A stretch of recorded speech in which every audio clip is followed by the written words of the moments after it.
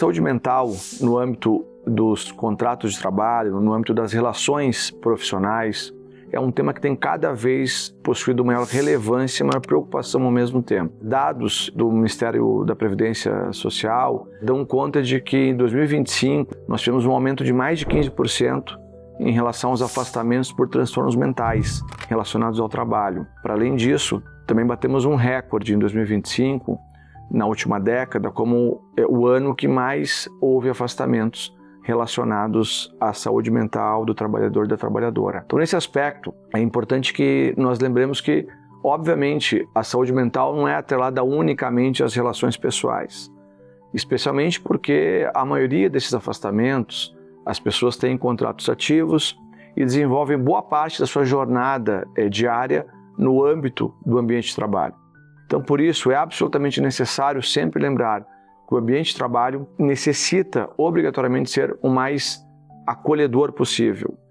Infelizmente, a partir de uma lógica de métricas, de produtividade, de máxima exploração, de dessocialização dos trabalhadores, adotadas por boa parte do empresariado brasileiro, fazem com que, seguramente, a saúde mental do trabalhador e da trabalhadora seja afetada no seu dia a dia. Então, o que se vê hoje, esses dados apresentam isso, o esgotamento mental tem sim, guarda sim relação com métodos de produção hoje adotados que revelam um esgotamento mental, transferindo para o empregado, para a empregada, preocupações e obrigações que seriam do próprio empregador.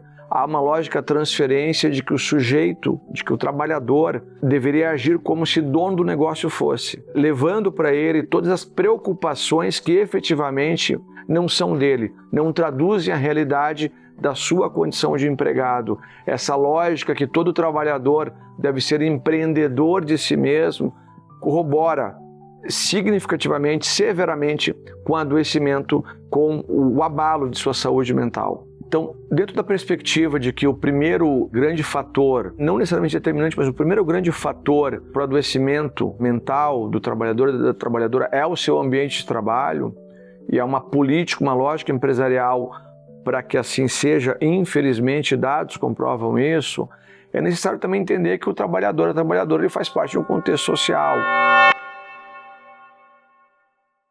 Após a sua jornada de trabalho, há outros fatores também que sim interferem. Por exemplo, no caso da mulher, o início da segunda jornada dela, ou seja, a ausência não de ajuda do companheiro, mas a ausência de divisão e de participação efetivas do homem nas tarefas domésticas, interferem também significativamente no adoecimento atrelado às mulheres. Porque ao fim da jornada de trabalho extenuante e muitas vezes, como dito, opressiva, inicia-se uma outra jornada onde responsabilidades com afazeres domésticos, com filhos, responsabilidades que deveriam ser necessariamente divididas com o companheiro, elas não existem.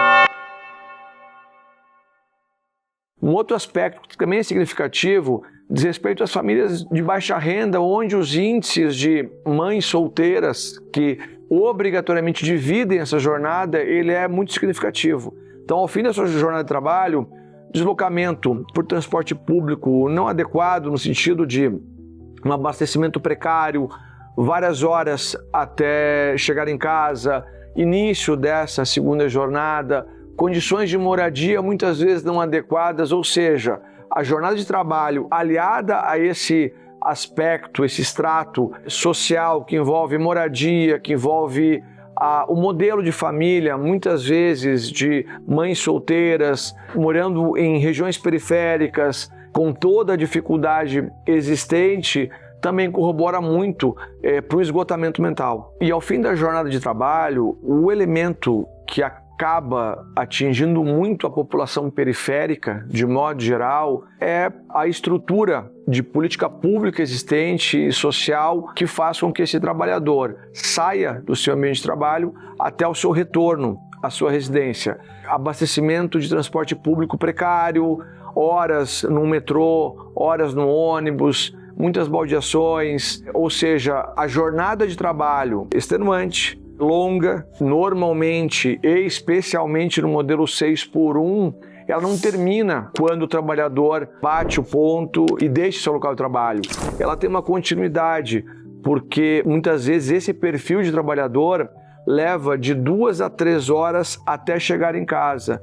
E aí, condições periféricas, uma moradia muitas vezes inadequada, condições sociais precárias. Então, o elemento descanso, que muitas vezes, mesmo quem tem uma condição econômica privilegiada, acaba obtendo, mas ainda assim é afetado por doenças relacionadas à saúde mental, é muito mais acentuado nesse trabalhador que possui condições, sim, de moradia, de transporte, de deslocamento razoavelmente precárias, porque é alocado na periferia. Então, dentro desse cenário que nós precisamos abordar a saúde do trabalhador, da trabalhadora, conectada com um ambiente de trabalho adequado, respeitoso e não opressor, não extenuante, e ao mesmo tempo com o seu deslocamento, as suas relações interpessoais, a sua vida em sociedade, é fundamental trazermos a discussão da jornada 6x1.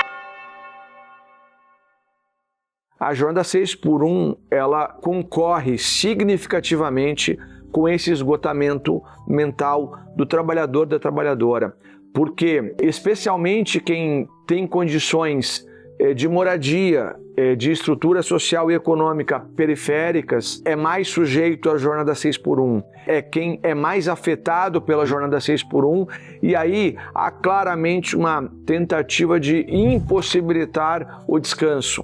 A vida em sociedade, construção de novas relações, participação social e coletiva dessa pessoa, desse trabalhador e trabalhadora, que vão ter mais vida fora do ambiente de trabalho, que, como dito anteriormente, concorre significativamente para o desenvolvimento e o acometimento de doenças relacionadas à saúde mental. Uma das consequências do abalo mental, das doenças relacionadas à saúde mental, é, obviamente, o início de um rendimento desse trabalhador e trabalhadora menor. E todas as doenças associadas ao aspecto mental, elas têm sim, no olhar do empregador, um aspecto subjetivo. Então, o primeiro ponto que precisa ser destacado é que, com certeza, os adoecimentos são muito maiores do que os afastamentos hoje indicados pelo INSS, porque, inclusive, em muitos segmentos profissionais, o adoecimento mental é visto e tido como um elemento de fraqueza. E essa fraqueza faz com que o empregado tenha constrangimento, vergonha e intimidação em buscar o afastamento.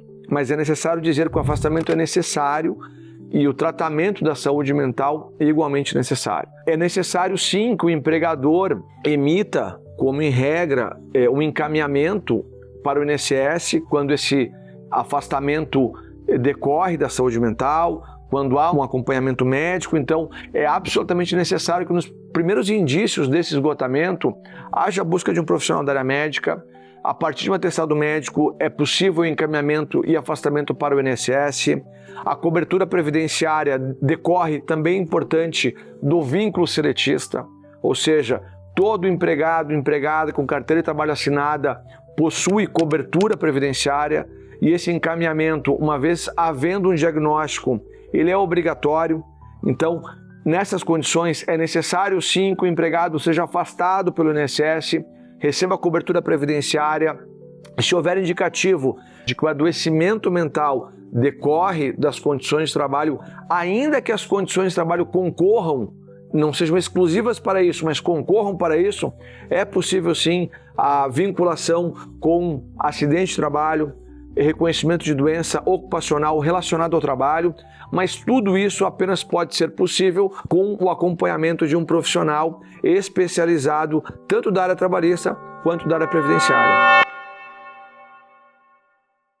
Os dados, os números hoje da quantidade acentuada de adoecimentos mentais, de afastamentos previdenciários em razão de doença associada à questão psicológica, tem, de fato, via de regra é multifatorial, mas jornadas extenuantes de trabalho contribuem significativamente para isso. Uma obsessão pelas redes sociais também contribuem para isso.